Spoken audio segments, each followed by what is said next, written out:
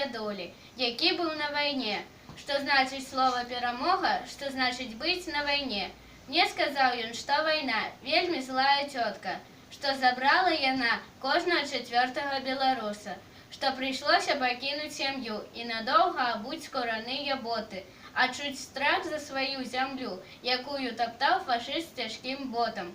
Было цяжка там, дзе ішлі баі, кулі над галовамі свісталі, холад, голад, боль цярпелі, але перамогу не аддавалі. За плячыма спаленыя вёскі і разбураныя гарады, пахаваныя сябры-салдаты, якія не вярнуліся з вайны.